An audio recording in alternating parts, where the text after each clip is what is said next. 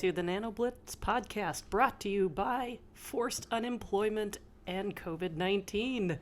We are your hosts, Tim, Nate, and today, me, Sarita. What's up? That was great.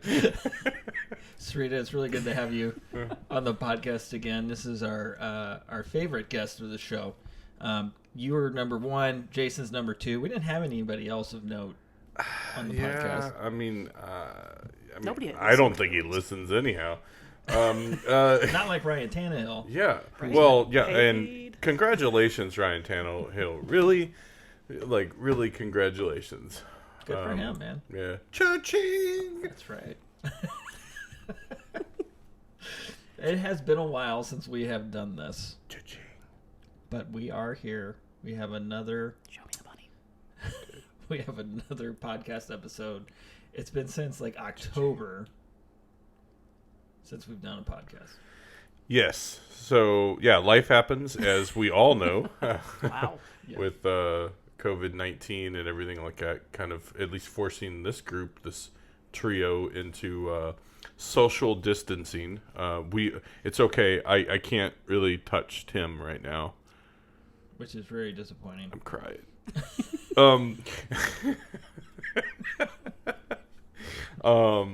But yes, we are safe. Hopefully you guys are also being safe as well, because yeah, ain't no joke.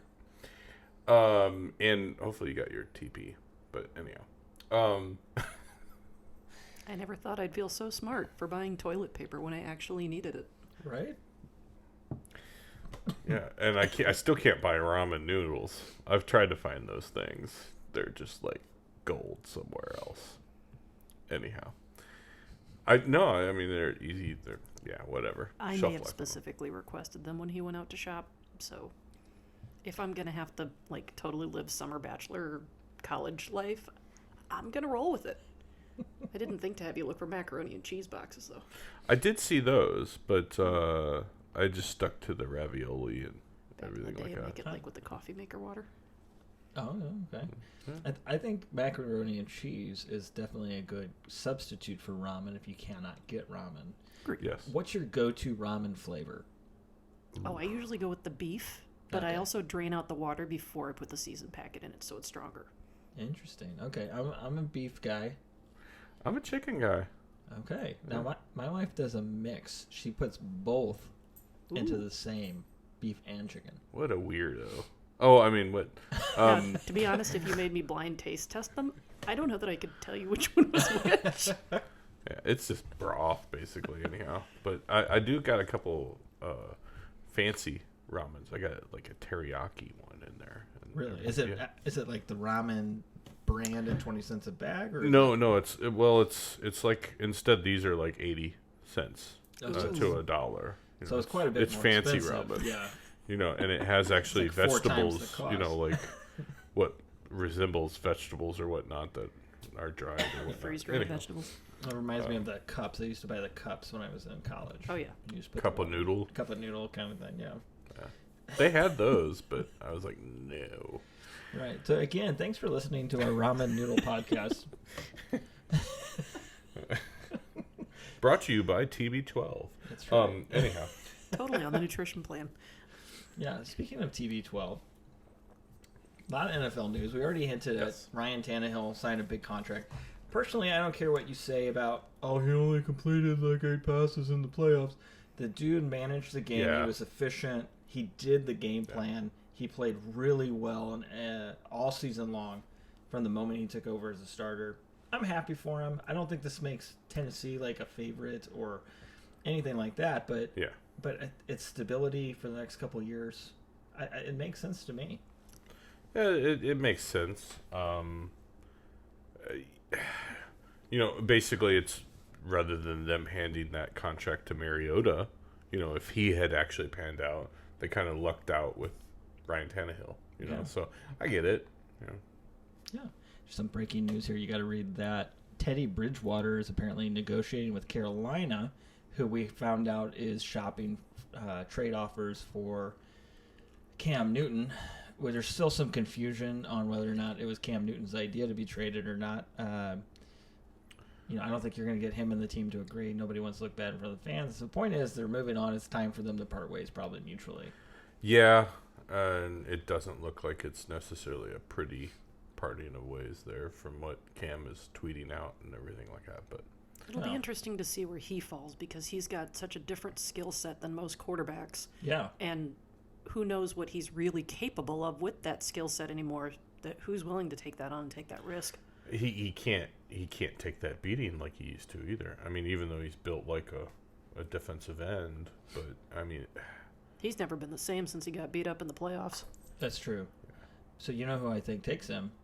Tampa Bay. Yeah, I mean, that would make sense. He's got a market in Tampa Bay, but if you got to trade for him, I don't know what they give for him when they could be getting a quarterback of the future as opposed to a quarterback of the next 3 years. Oh, I'm going to keep checking Twitter while we record. Colin Cowherd just tweeted, breaking, just got text. Tom Brady has made his decision. Oh, wow. So, yeah, Brady decided not to be a Patriot. We got the official word on that today. You know what? Good for him to move on. It seems strange to me to see him move on, but, that's life. Sometimes we want change. Kind of feels like Albert Pujols, yeah. Cardinals fans, we hated it at the time, but yeah, I understood it. I was like, man, that dude got way too much money, like because his last season in St. Louis, you could see some of that decline happening. True. Well, I'm sure. I'm sure then for Tom, this is about his future, trying to make sure he's got enough money in the bank to live the rest of his life. Because obviously he doesn't now with his previous multi-million-dollar contracts and his billionaire wife. But regardless... 20 years in the NFL, yes, whatever. He's probably doing okay. But I think a lot of times as couch sports analysts, we get upset at these types of contracts and this big money because we're like, they're getting all this money to play the sport. But it's the market dictates it. If you're the best quarterback in the league, then you should make the best quarterback money. And if a team's not willing to offer you that, what they're saying is that we don't value you. Yeah. And everybody can relate to that from a job perspective, in my opinion. So just because it's millions of dollars, well, that's the market share. That's what you get for that job. If you want to change that, stop going to games, stop watching it. Well, and correct me if I'm wrong, didn't he also in the previous negotiations take less than he possibly could have because he knew that would allow the Patriots to sign more players? Yeah. So, I don't blame him. And now there was also some rumors here too, because I think that's maybe what fuels his reasoning for leaving is he doesn't feel they've done enough to sign players around him with the money that he's given back. Yeah. And there's been some rumors out there that he wants to have GM-like control over his next team to try to make sure that some of the weapons get brought in. I don't know if it's like GM, but I think it's gonna be a hearsay type thing. Like, hey, we're thinking about doing this, bringing this player in. What do you think? So either that or I think what would be really smart is if you're giving him a percentage of the team. Oh, that would or make something sense. like that, negotiating something in there like that. Like that helps him with his longevity and his legacy or whatnot, I guess, for his kids. And that was something that the Cardinals talked about with Albert, to your point earlier, Sarita. Like, hey, we could potentially give you, an investment in the team, a position on the team. But wouldn't it be weird to see him do that with somebody other than the Patriots? Yeah, but I think, you could tell last season, he was frustrated. Yeah. There was a level of frustration that was you just don't see him at the, just at ends with some of that. And then you see most recently him and Edelman at that game, and Edelman's he's coming back, and at the very end he's not. Yeah. And I don't know whether or not that's to Edelman, what Edelman was saying, or what somebody else was saying, that you couldn't hear or whatnot. But he's not. Yeah, I know he did not find it amusing when Edelman did that. He kind of put on his suit and tie at that moment. It was like, dude, be a professional.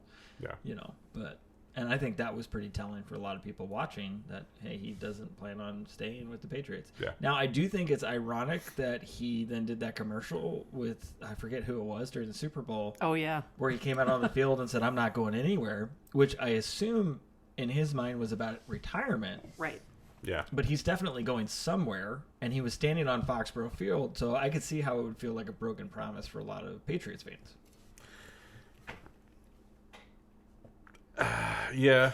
And I don't want to give the impression that I care how Patriots fans feel. Oh, okay. I don't want to give that impression. I could care less. I hope that team burns to the ground and that everybody that loves and supported them for years are all heartbroken for a very long time. I kind Just of to set feel the that record with this straight. breakup, I hate them a tiny bit less, just because it feels like the dynasty is finally broken.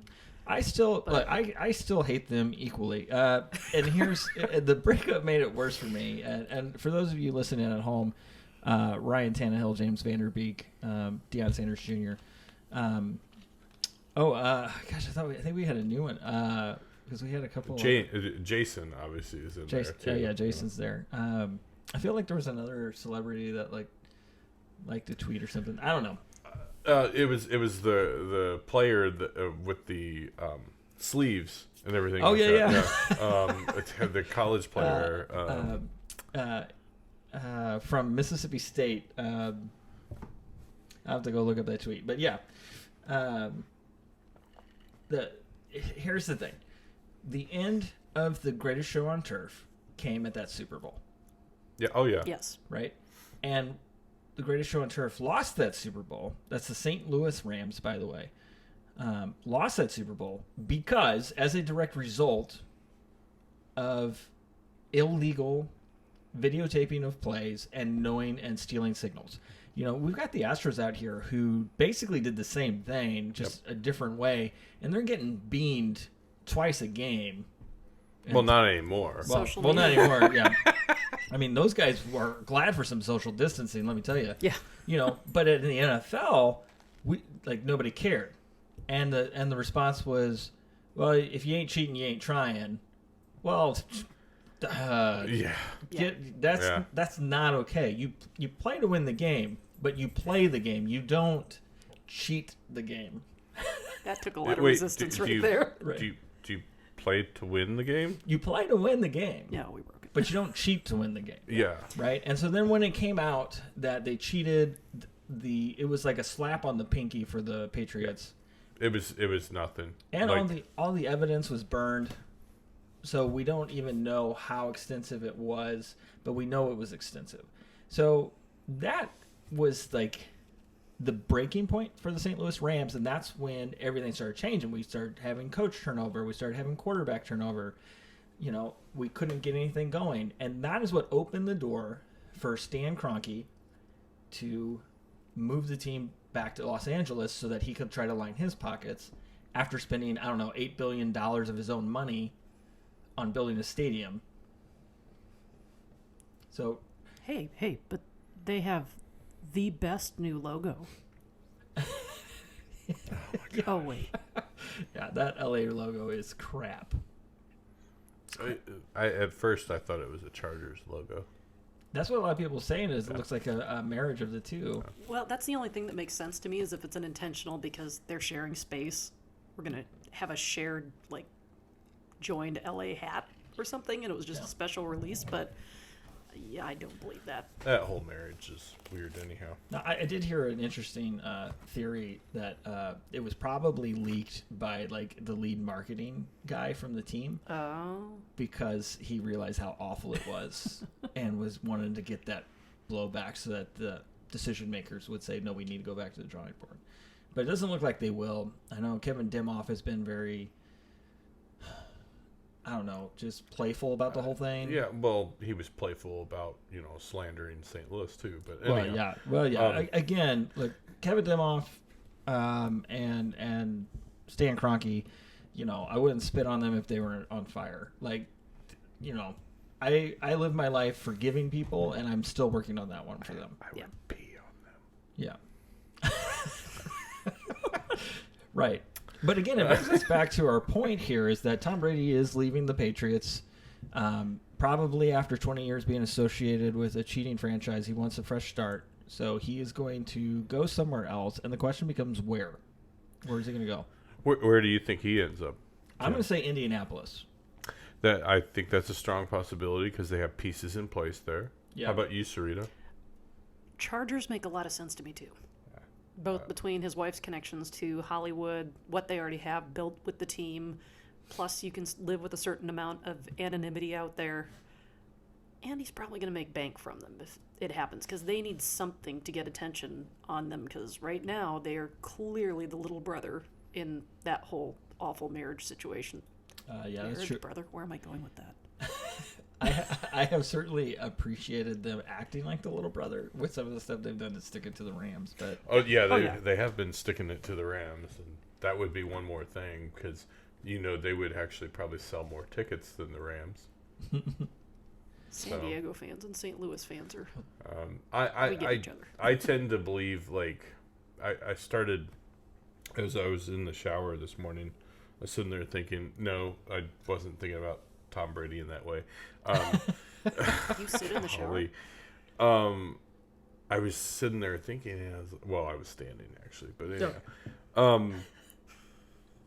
I was literally I was going through every single division and everything. I was like, well, LA Chargers make sense, but Patrick Mahomes is in that division. Well, yeah. I don't think he's going to win anyway. I mean,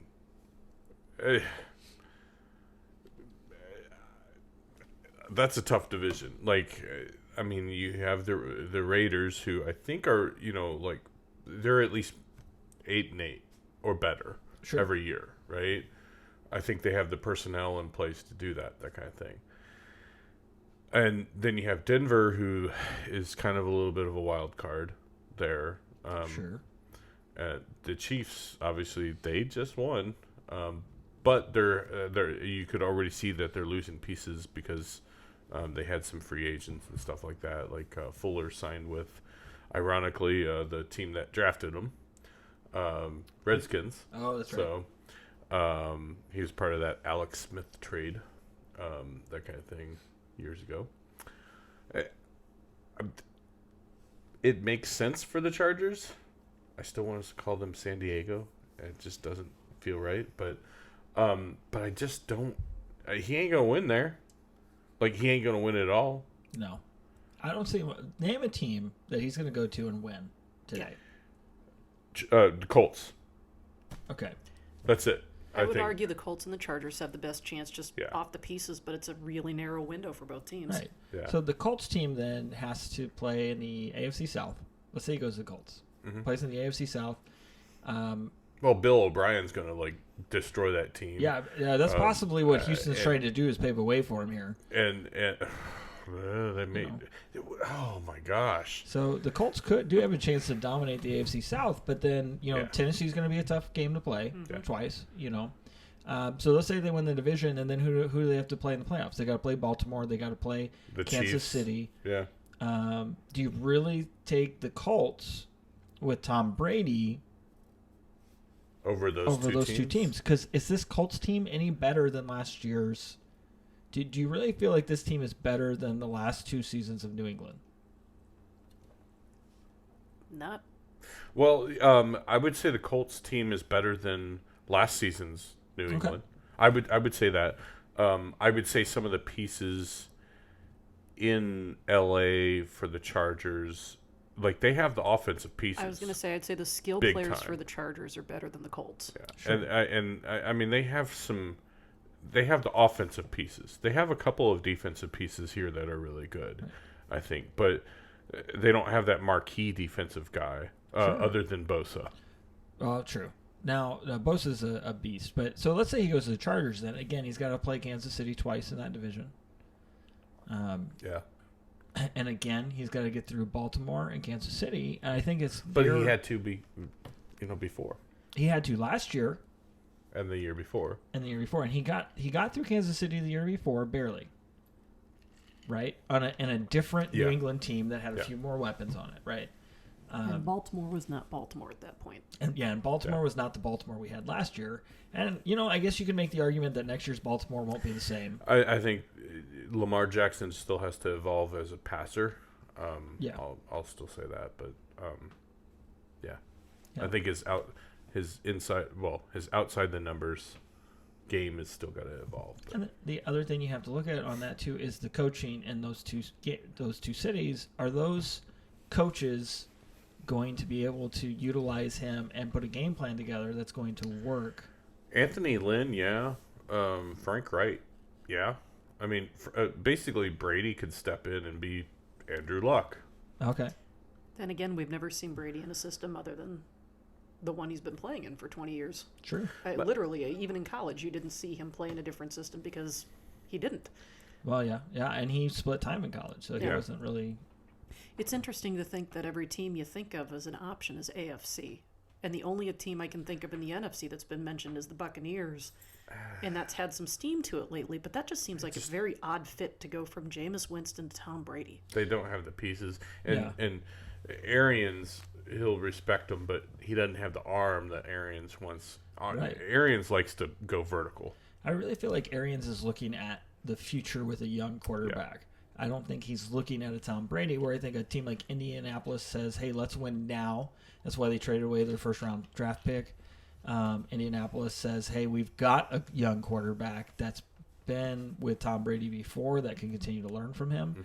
Mm-hmm. Let's give him a couple more seasons of studying with Tom, and then maybe it's Brissett's turn. Once he's 30. Right. Do you think there's any legitimate shot of it being the 49ers? Sorry. That's a good question. So that's his childhood team. There's been a lot of rumors of that. But the problem with that is Jimmy G gets shipped back to New England. That would be an interesting turn of events. Because those two are not going to coexist. No, I think you're right. For one thing, pay Jimmy G too? Yeah, but there's some outs and everything like that with Jimmy G. So all these contracts that are huge have some outs, to help out. Well, I guess maybe not Tannehill's since it's so new. Sure. But there's some outs and everything like that. It's been rumored, basically, him going back to California, essentially. Yeah. Well, we'll have to see. We'll have to see what happens. Yeah. I don't know. Yeah. So, in this social distancing and everything like that, obviously you don't have any sports that are going on. There's a lot obviously going on with the NFL in the last couple days, but it's all paperwork and phone calls right now. Exactly. This kind of brings up, like, do you want to talk about the draft or XFL because of how that impacts, I guess. Well, I think we talked about this before the show. I think the XFL is a perfect destination for Tom Brady. I'm telling you, the Dallas Renegades really could use an upgrade. They could, yeah. They could. Landry Jones can't stay healthy, and then as we discussed, Phillip or PJ Walker will end up in Seattle probably as a second or third string quarterback this year, so they'll have an opening. I don't think Cardale Jones is going anywhere. I'm not part of this discussion. I just miss the XFL right now, though. Oh, heck yeah. Yeah. Well, Cardale Jones, I don't think is even the starter for the DC Defenders at this point. I was just trying to think of who just overtook him, and they should have switched him. Tyree Jackson. Right. Yeah, he was. I was listening to one of our old podcasts on the way in, who was rated at 67 or 65 overall as an undrafted free agent. 97 throw power. With that 90, it was a 95 at the time throw power. Yeah. Really highly rated by these can't miss developers over there at Madden. I said I wasn't going to do that, but I did. So, Tim, no more scotch for you. Okay, I've had plenty of scotch, and it's only 12 o'clock. Well, actually, so I'm going to segue here, and then we'll go back to XFL. To do tastings in scotch or whiskey or any kind of tasting, you want to hit it actually in the morning, whenever your palate is actually less swayed, Welcome so to speak. To this household for the last anyhow, couple of months.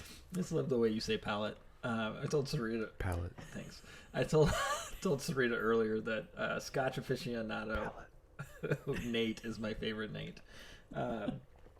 Right, but the XFL. Hello there. So we talked about it when it was announced a couple of years ago. We've been super excited about the XFL starting. We had 5 games of XFL before it went. And you know what? We needed the XFL to be successful. Yeah. And for 5 games it was. I think it exceeded expectations. Especially St. Louis. Yeah, St. Louis, like so the next game, which was scheduled to be on the 21st of this month, March, yeah. They were opening up the upper deck. We were nearing 40,000, over 40,000 fans that had purchased tickets. Yeah. And now you look at the previous record in the XFL, in this iteration of the XFL for attendance was over 29,000, which was here in St. Louis. Yeah. We also had our second home game had the third most of any XFL game. So we had the number 1 spot and the number 3 spot on 2 home games. And our third home game was going to blow away the first one. Our third home game would have been more than some of the other teams had totaled, I think. Right. Which is the one downside is, yes, we were successful, Seattle was successful, and there was some interest in the other cities, but LA the numbers weren't the just- same, and especially LA. Well, But Yeah. I'm tired wonder of this why. idea that LA is a good sports town. No. Like, there are some good sports traditions in LA. But if you are trying to do a grassroots movement that get people to go to games, LA is not the place to go. And I mean, if I you're don't. not Laker Nation, that's Right. the only diehard fan through thick and thin. Right. out there. Dodgers, maybe? Dodgers. Yeah. I would say Dodgers. And and no Lakers. disrespect to the city of LA. Like I have my issues with the Rams. I have my issues with even the Chargers moving there, and I have my issues with the NFL. But LA is okay. You guys are great, but historically, do they go to games? No. Not really. They go to Dodgers games and Lakers games. Right. That's it. That's it. So it didn't Yeah. really make sense to put a team in LA, in my mind. Maybe go if you want to be in California, go to Sacramento. Go somewhere. You know, Sacramento was getting looked at for. Aren't they getting an MLS team? Yes. I think so. Yeah. Look, that's that type of market that you're looking for. Is people who are willing to go to MLS games but love football, American football. That is your market. Don't go to LA. Yeah, Go go to to Sacramento. San Diego. Go to San You Diego. know, like, I mean, if you want California, I think they just wanted the California TV market, right? Yeah. And go to freaking San Diego then. Some of the issue with that though was the AAF popped in there early Yeah. and took towns like San Antonio and San Diego. Yeah. You know, so I think the XFL would do better and if they moved a couple of these cities around. I think they've done well in DC. I think they've done well in Seattle. Well, DC at least has gotten the beer cup snake down. Oh, yeah, that yeah. thing was awesome. That is fantastic. Like little things like that, like the guys showing up to Battlehawks games in like these wing outfit things Yes, yeah. that were just That was my favorite part. We had a group there, and it was a bunch of teenagers who were never aware of the Rams. That was before them. Oh, wow. And most of them have never been to a professional football game. And I had these kids looking at me going, "Oh, is that their mascot?" I said, "Nope. That's just a guy with way too much time on his hands." lots of beer. Are those real hawks that those guys are carrying? Yeah. Why? Because they can. Because they're And the- Battlehawks. It was fantastic. And, just watching these kids just completely jaws dropped, eyes wide open, going, "Holy cow, what is this?" It was a lot of fun, but it also makes you realize what they've never seen or been a part of. Yeah. There's some. I was listening to the XFL podcast, and they came to St. Louis and interviewed some people, and they were here for that game, and they had nothing but great things to say about our town, and it was really interesting to hear them talk about some of the guys that had these 20-year traditions of coming in for Rams games that they don't get to do anymore, and so they started it right back up with the Battlehawks. Like, we're going to do this. And the XFL made it so accessible for us to do it as well. Yeah. I am by no means well off. I do all right. I've got a decent job, but I've got 2 kids, and I was able to buy season tickets. I never thought I'd be a person that could say I have season tickets to a sporting event. But here I've got season tickets, and I want to renew next year. So we saw some pretty good football. I I think we were that first game, man. Oh yeah. So Tim, I was lucky enough. He took me to the first game, and that was like we were standing a majority of the time. Yeah, I would say, like it was just the crowd, and like just it was awesome. The Cronky sucks chants, everything like that. I had to explain that one to the kids too. And that's one of those ones that like I know everybody's gonna want to do it the first time they get to the stadium, but I'm ready to move on from that. I hate the dude. Let's not talk about him anymore. Let's talk about this team because the team we had was pretty good. Mm-hmm. So you and I went to the first game. I took my son to the second game. That was one of the big things that I was really disheartened about when the NFL left was not being able to take my kids to a pro football game. Well, my son got to go to a pro football game. And at that game, that's the one where Sarita was at. And tell us a little bit more about what you were doing at the game. So the cool thing the XFL did is they invited public schools, private schools, if they had a band program, to bring their bands to do a pregame party thing, and also to play during the game. So when they sent out that email, my associate director and I jumped on it because we're both big sports fans. I was like, well, why the heck not? Yeah. And so, we got down there before the game, played for the tailgate rally area where the players came in, and that's where the kids got freaked out by the Hawks and the mascot stuff, and it was really fun. And then we were in the stadium early, and it was fascinating to watch because when we were in there, teams were just starting to warm up. Nobody else was there but employees and the school programs that were there, totally empty. And then just to watch the stadium fill up and fill up and fill up and the hype start. And I had the full game script so that we knew when it was our turn to do stuff, but it was just totally crazy environment, loud environment. They had us play twice, and both times we played, the section next to us treated us like we were total rock stars, and they were hooping and hollering. It was great. And we were on the Jumbotron, and the kids were just absolutely going nuts when they'd see their faces up there. They were getting into, I forgot what the hashtag, engaged.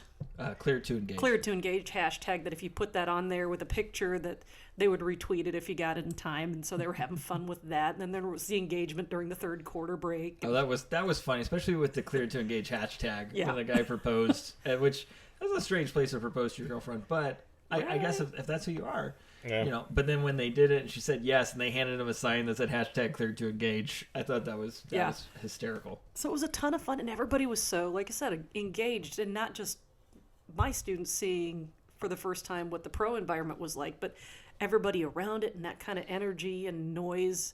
That it was a ton of fun, and even not every kid's a huge football fan. But even they couldn't help but get into it and get hyped about what was going on. And like I said, when the section next to us was going totally nuts or all that stuff, they felt like celebrities too. And that was a really neat engagement for them. Yeah. And that was something that was really fun for me to experience with my son. For that, he's a lot more reserved, a little bit bashful, doesn't want to feel embarrassed. So being able to take him to an environment like that where everybody is going crazy, nobody cares what they look like, they just want to have fun and celebrate. It was cool to see him see it. Now, he wasn't, standing up and chanting and everything, but he clearly was smiling, having a good time. So that was a fantastic... Oh, and I got to wave at Jason, because he was like 2 sections down from us. So Jason was at that game, yeah. Jason's one of our listeners. Yeah, former guest as well. He was the right. number 2 guest. Yeah. He's in our Madden league. This is a Madden podcast. What? Oh, wait. What? What's that? Yeah, it's funny. We haven't talked about Madden at all. Not yet. Well, but, as we kind of alluded to, we haven't done any podcasts because what is there to talk about? But, going back to the XFL, which is much more interesting. We're going to be positive. Yeah. So we are disappointed that the XFL is not going to finish this season. Yeah. Excited that there will be a next season. Yeah. It'll be interesting to see the landscape of the league when that happens. A lot of players might be moving on. Do they do a whole nother draft the same way that they did before? Do they have an actual draft? Right. These are questions that, I would love if they actually had an actual draft type thing. Yeah. Even the USFL had something like that. It's like they have to have a clear list of players though that are entering the league, and they have to figure out what's happening with all the players that are returning and not going to the NFL. Yeah. By that point, camps and things like that should be done. So that would help, obviously, with that picture. But unlike a regular draft where you're saying everybody has X number of draft picks, you may be looking at teams who have more losses than other teams as far as players go. So it'll be really interesting to see how they negotiate that balance of keeping that competitive equality. But I also do think, like especially Jordan Teamu and some of those quarterbacks, there's been a lot of talk of, they're probably going to get a shot now or another shot. Right. The one thing that makes me wonder, though, is the fact that the XFL keeps the headsets live all the way through.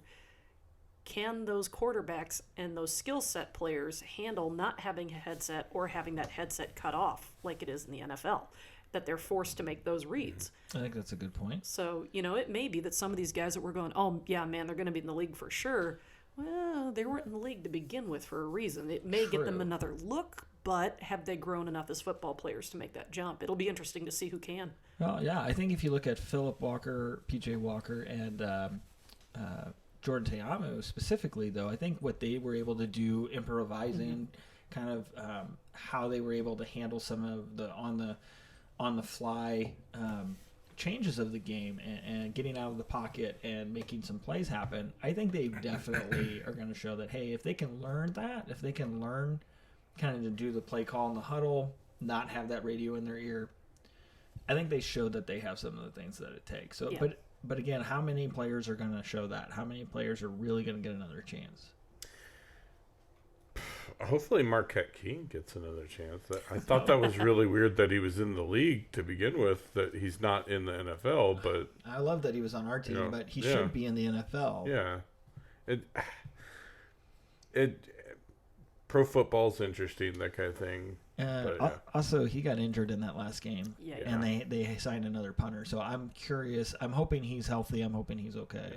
Well, he's hasn't having a posted pool anything party, about it. apparently. Oh yeah. Well, he's going to invite 11 people just to spite the coronavirus, which is why the XFL shut down. It's the COVID-19 coronavirus, and you know what? I applaud the responsibility that they're showing with that, knowing that this first season and selling out these games was so key to their continued existence, and they were able to say this is more important. So I applaud that, and I hope they're rewarded for it. I want to see them continue on. Now, we talked a little bit about the XFL, like doing a draft. What will their draft look like in the future? We do have an NFL draft coming up that we thought was canceled, but it's not canceled. It's just not going to have a Las Vegas event. Yeah. And having a friend in, sorry about my phone dropping there, having a friend in the Vegas area and everything like that, it is affected just like the rest. They're only 2.5 hours, or as my friend says, if he drives fast enough, about an hour and a half. But he's a cop, so he could do that. Oh, yeah. From Los Angeles and everything like that. So, but it's dead. Like, there's casinos that are closed. It's, MGM is closed. A lot of their place. I mean, it's just, this is affecting everything. It's going to affect the draft. I'm glad that they're still going to have it, like at the time, because that way I could hopefully get that night off. We'll see. And that was more of a recent announcement too, is that they're not canceling it, but that they're gonna still do an event. It just won't be a crowd of people. What's the over/under on Goodell wearing gloves? Sorry, I put him on the spot there. I have no idea. I do think this will be an interesting time for teams and GMs with all the scouting shut down and all the pro days shut down, and you can't invite players out to you for workouts. It's, like I said earlier, it kind of sort of feels like doing a Madden draft where you don't have enough information to really make that decision of, are you going to re-sign your franchise quarterback for $202 million, or are you going to dump him and go with the new guy? And and that's not negative. That's just a fact. Madden drafts don't provide, scouting doesn't provide you enough information. It's also negative. It's a what? It's specific truth. It is the truth. Yes. Yeah. That was the decision I had to make. Right. Yeah. You just drafted a quarterback, and we just did a draft this weekend, going into our 5th season on Madden 20 right now. That's just weird. Yeah. Yeah. I think we can knock out another 5 over the next 2 weeks. I think we could. As long as nobody's doing anything. I have to play my game today. So now that I'm done with my 10 hours of staring at the screen yesterday, debating what I would He's not kidding. Yeah. Hey, COVID-19's allowed me to actually stare at the screen and I think you played your game at 5 p.m. yes, and you were playing it when 9 a.m. Yeah. Did we advance? Last night we did. Yes. It's week 2 of preseason. Okay, I gotta go in and check and see if I got any injured players. So, one of the things that we've griped about with Madden in the past is that and this has been going on for I don't know how many years. The preseason is the same schedule every year. Yeah. Oh, but they can't random generate that except the first year. Sorry, I'm not being positive. My bad. I'm gonna shut up. It is a frustration. We've already expressed how ridiculous we think it is that they can't fix that. But hey, fingers crossed for 21. But we simulated my first game of the preseason because I consistently have to play Jason every first, and that's the thing where we're trying to figure out our teams. We're not looking to be competitive, and it makes it a little bit like it's not as much fun, and we didn't want to have to try to find a time to schedule it. So now I get to go kind of figure out the rest of my team. How many user games do you have during the regular season? I think I have 3. Typically, I have 3. I have 3 as well. Okay. I did have 2 one season. Okay. But 'cause I don't play any users in the preseason, and I know at one point, me not playing any users in the preseason meant I had one more game in the regular season against users than the computer. And I was like, well, a loss in the preseason doesn't matter, but a loss in the regular season does. Yes, it does. Yeah. But I only have 3 because I finally have to play Nate again. Sorry, there's a cat. Our cats are in the background. Actually, underneath us now. That kind of thing. So if you She's hear doing some cute cat things. noises, well, yeah, that's a real cat. That's right. That's not me. Yeah, well, I hear your point there, Sarita. I know, though, I've had to play Jason every regular season. Yeah. Same here. I've had to play. I've had to play him in the preseason for the last 3 seasons because the first preseason is the actual preseason Right. from the actual NFL schedule, and then it randomizes for the first preseason, like that second season of your franchise, and then it's that for the rest of the thing. And we've hashed this out before. The other thing is I have to play 2 divisional opponents in my preseason, so I got to play Green Bay and Chicago 3 times a year. But so I play Jason in the preseason. I always play him at once in the regular season, and then he's NFC and I'm NFC, so then we always play in the playoffs too. So I play Jason like 3 times a year at this point, which is maybe why I'm finally getting his number because I have to play him so often. Yeah, every single time I play him, I've actually used 3 different offenses. And we have a cat on the table now. The last 3 times that I've played him, so I wouldn't say that it's been fun or anything like that. But it's challenging.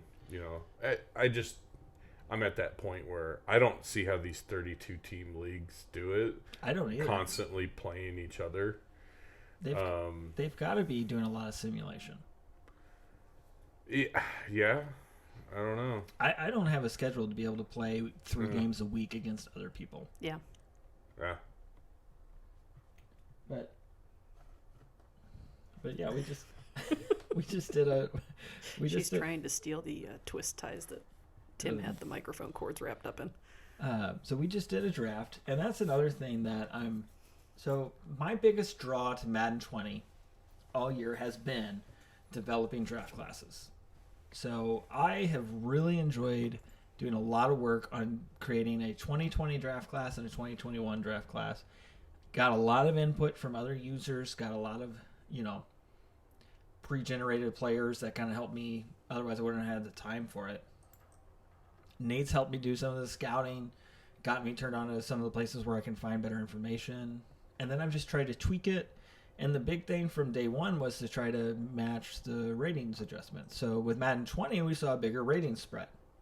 So we wanted to do draft classes that gave us real players in 2020 and real players in 2021 that kind of matched what that rookie class looked like last year, and kind of fit with the ratings. Now, on the other hand, when you compare and contrast the classes we made versus a generated one, there's always going to be some players that are just way better in a computer generated draft. Quarterback, like we had a quarterback in our first computer generated one that was like 78 overall with a superstar X factor. You know, there's going to be a couple of those. But then you're going to have a bunch of players in the low 60s and the low 50s. And we have a lot more players that range in those first two rounds that range in that 72 to 78 range. And then that the rest of them all kind of are in that 60 to 68 range, you know, because I think part of it is you want the guys you draft to be viable players. So that's kind of the difference between our draft class, I think, and a computer generated draft class is nobody comes out overpowered, except for maybe Travis Lawrence, but then and that's okay because I got him. And then every player that you draft feels like they could be a part of your team. You know, and I like that. I like that feeling. And I actually just did another update last night based off of combine information, kind of updating and getting a bigger spread on some of the speeds of some of the players, which was good to get done. So I feel really good. And Errol Thompson is one of the guys in our 2021 draft. He's from Mississippi State, and that's the guy. I made a comment on Twitter about how Errol wears a shooter sleeve on one arm and turf tape on the other. But in Madden 20, you have to choose between turf tape or sleeves. You can't have both. And I tweeted that out. Didn't tag him or anything, but he saw it and retweeted it and then tagged James Harden about being a swag king like James Harden. And I was like, okay. That's cool. You know, maybe he'll go out and download our class. But he's definitely a fan now. I think that was funny whenever you actually shared that out with me. I was like, no way. Well, and it's one of those things, too, and we've talked about the development challenges of it, that one of the things, like you said, you want them to be usable players. But the problem is you look at somebody that might be a developmental type player in the game, and depending on the position, you might not be able to develop them because they're buried in the depth chart, and by the time you get a chance to do anything, it's not there. That's an element of the game, you know, that because we have the draft classes based on actual hard numbers, that was a little closer to reality and the ability to, like, basically build those guys up. The one we did the other night, where I thought based on what I'd scouted, it was like, oh, these guys are, you know, maybe a little developmental, but, you know, should be able to use them as backups or bring them up. Almost every one of them was in the 60s at O-line. Right. It's like bringing up an offensive lineman without starting him. Right. You got to start this guy in the 60s, and that's just not going to work a lot of times. And I know, like, I was talking to Nate about listening to current draft analysis, and you talk about these guys that are going in the first round and how, this corner is going to be corner 1, corner 2 for a lot of teams. Yeah. But then you look at how maybe they rate in Madden, or I took a corner in the first round. We had 2 corners taken in the top 5 in this last draft. And this was a Madden draft. This is Madden developed them. One's a 77, one was a 73.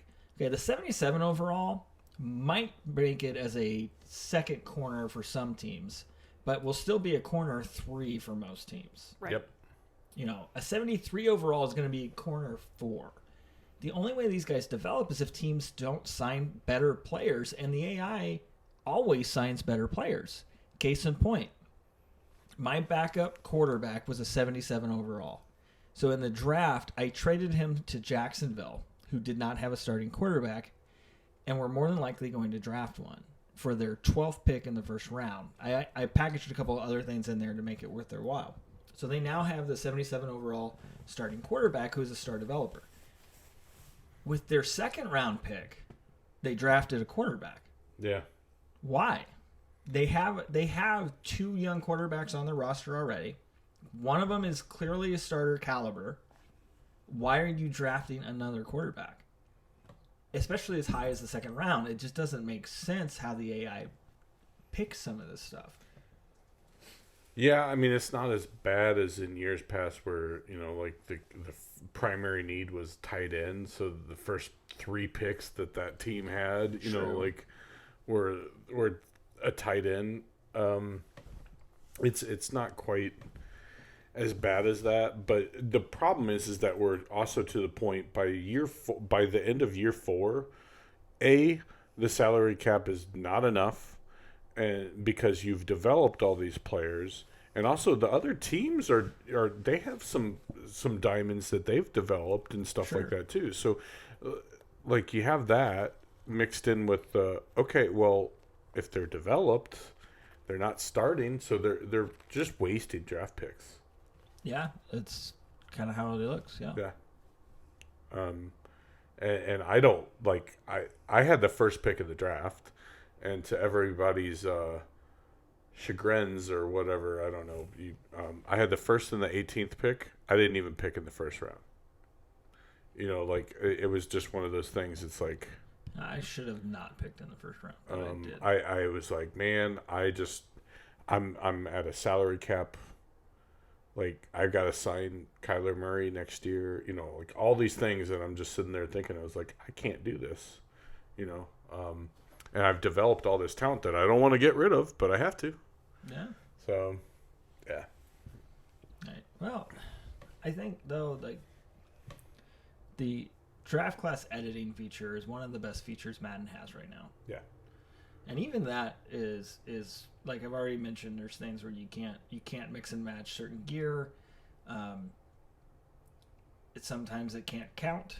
It's really weird. A lot of the little bugs and issues just even with that mode, you know. And that's my favorite part of the game right now.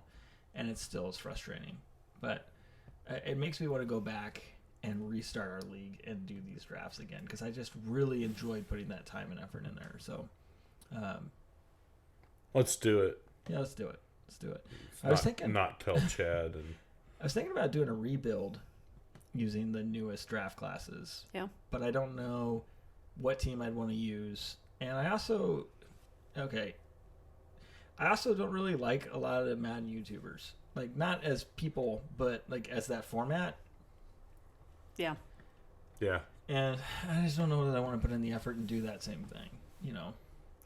I think it'd be interesting to reconsider. You know, what we always do is we used a random generator to determine who's picking where in the order in the draft, and that's before the season starts. And after the first update, I think isn't that what we usually do? Yeah. Give or take. We've tried to do that, yeah. And then it usually freezes and we have to do it again. But anyway, yeah. not being negative. But now that we're done with that season and all of that season's player updates, how would you pick your team differently? I know I would. That's a good question. I would do it differently. Like, I mean, I hit the lottery the first draft. I got Thomas and Simmons. I was surprised that Simmons went down that far, but I mean, like, I'm the Browns, which everybody thought at the beginning of last year yeah, was like the team. they had a pretty good team on Madden paper, you know. Yeah. But it's funny how the game makes it feel a lot like real life, even though the numbers never technically changed. Yeah. See, I don't feel like I would do much with Detroit differently. So I really focused on the pass rush in the first round, and I would absolutely go back there again because I am winning because I can get to the quarterback. Yeah. And I can do it without doing a lot of blitzing. And that's a big key to it, I think. And see, I've had to go the other way. I think every year I've had to focus on tackle because that was the Browns' gaping deficiency, still relatively is, which is why they signed Jack Conklin in real life. Yeah. But again, that's that hard position to develop. Right. That, you know, if you can't bust through on runs, you're stuck. And it's taken me until really this last season to really start to cut some runs through. Yeah. But it's kind of an interesting sub-thought.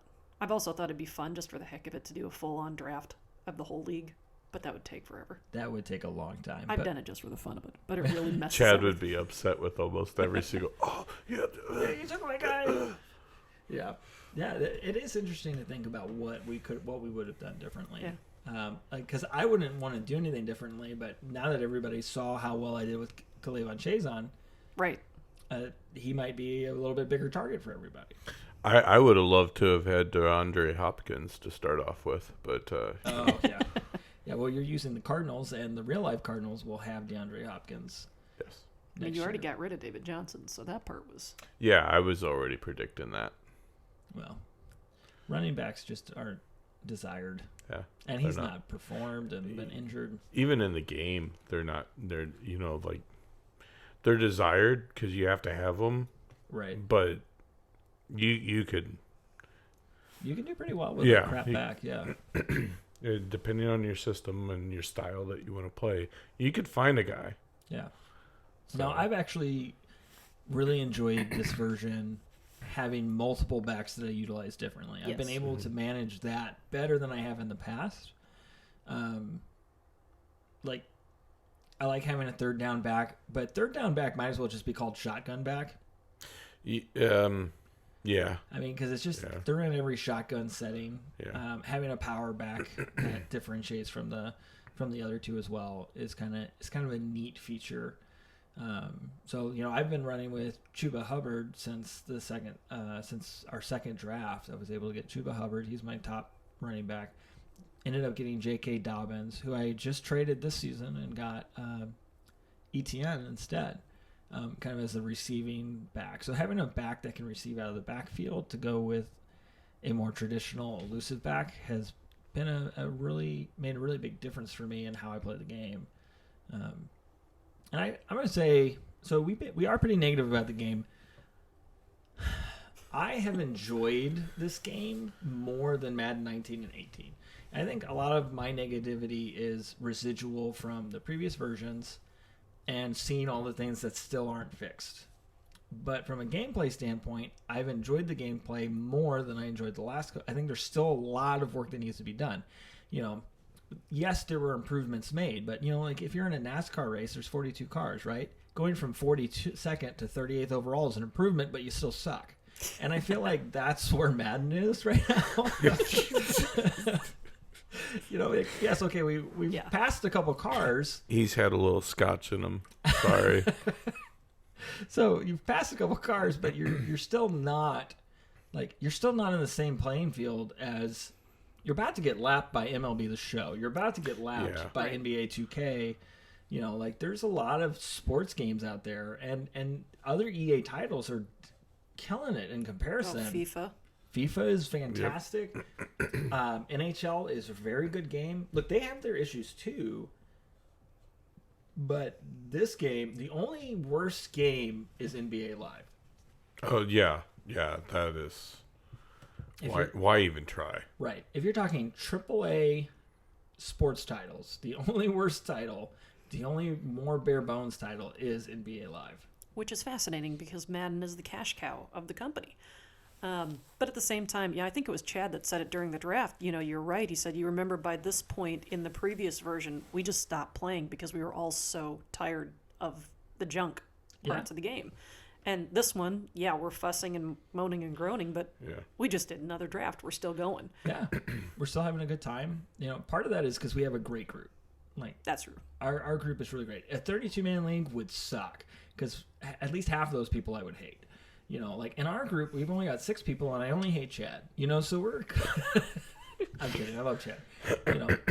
But we have an interesting group dynamic that makes it fun to play the game because we play it together as opposed to just playing the game. I did do more individual play with this Madden than I have with the last 3 Maddens, but not very deep. I basically get through 2 years of drafting because those are the draft classes I built, and then I'm done. Yeah. Yeah. And we can't have a draft without a cameo from at least one of Jake's children. I look forward to that every draft. Yeah. So What I really struggle with this version is that, and last year's version was it was borderline, but this year's version I actually almost stopped playing. Yeah. The fun level was completely taken out, that kind of thing. And I'm trying to say that in the most positive manner, but if you want my opinion on the game, it almost made somebody stop playing. Yeah, that's a that's a take. and that's, I have to be truthful with it, and it's not me being butthurt or whatever you want to call it or anything Sure. like that. It's just some of the frustrations. I'm like, well, I'm doing everything I can, Yeah. and I understand some of the dynamics or whatnot, but we're also to a point where the superstars and the X factors and all that kind of stuff are, I mean, they have an impact on the game, right? Except offensive line. But anyhow, and that's part of my frustration is like, okay, well, how do I do this? You know, like, Right. we're named the Nano Blitz. Well, it's not a Nano Blitz. It's just a straight up blitz. Yeah. Well, you know, I think you bring up an interesting point. Like, there were a lot of cool mechanics that were interested in this version of the game.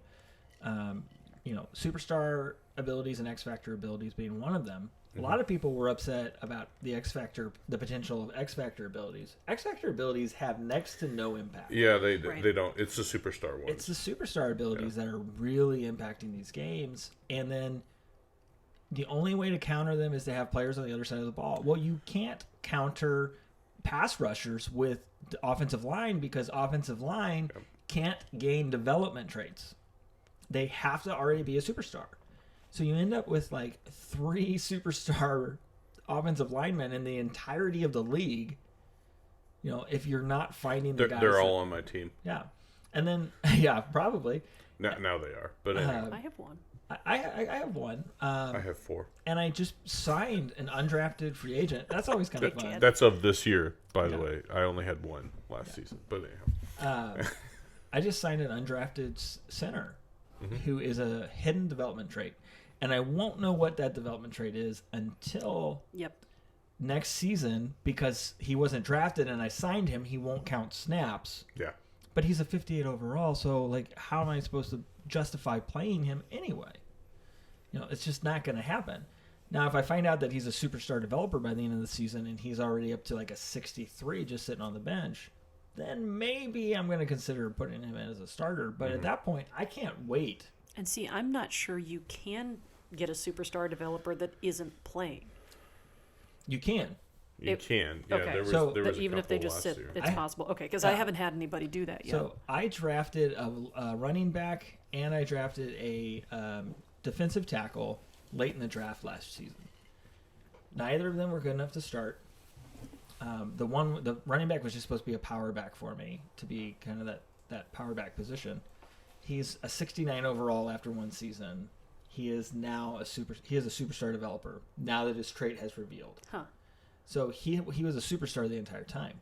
My defensive tackle is a 73 overall. He did not play like a single game outside of the preseason. He is a 73 overall superstar. So they were drafted as superstars and revealed as superstars at the end of the season. So you can. We didn't have any of those in this draft.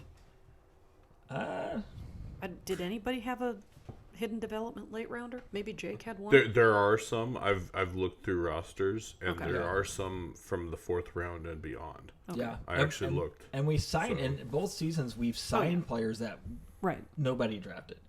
So I looked a lot yesterday. yeah. 10 hours. Yeah. But yeah, like, so that's kind of,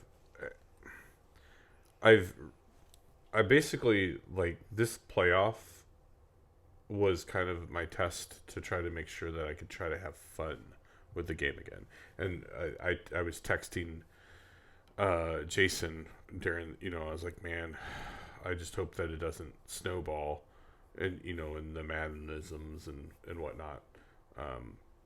And it was a competitive playoff game. It came down to the last drive, that I'm like, you know what? Cool. I actually had fun, but there has been a handful of games, even against the computer, that I'm like, I'm just not having fun, Yeah. And so I'm trying to have a different team. So I'm like, okay, I can have fun at this again. Yeah.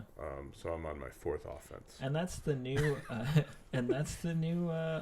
question that EA's asking their players at the end of a game is, did you have fun playing this game? Yeah, that actually asked me after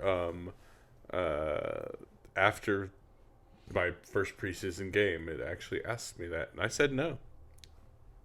Yeah.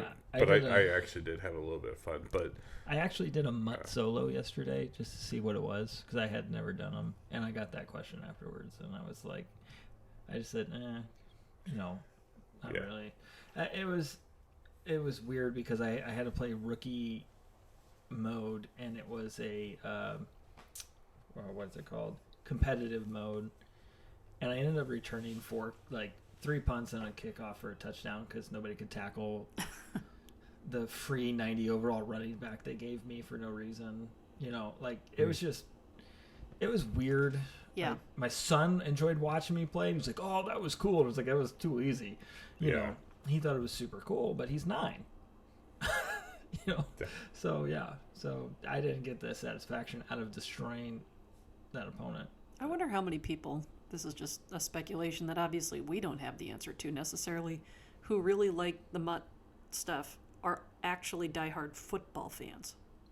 Well, because that's where I've always had a problem with mutt is, okay, so I've got that player, but they're not what they should be. It's that player in name alone. Arcade oriented, I think they are pretty good football fans. I know I shared with Nate. There was a couple of competitive guys that were really agitating me the last couple of weeks with their comments about simulation football guys. Just a little bit. And you could look at the timeline for the Nano Blitz. Right. Yeah. On Twitter. I tried to be, not to call people out necessarily, Yeah. but look, everybody's entitled to their opinion. But I think those guys are football fans. But I equate them to the guys that are sitting behind me at the XFL game we went to, and spilling beer on you or something like that.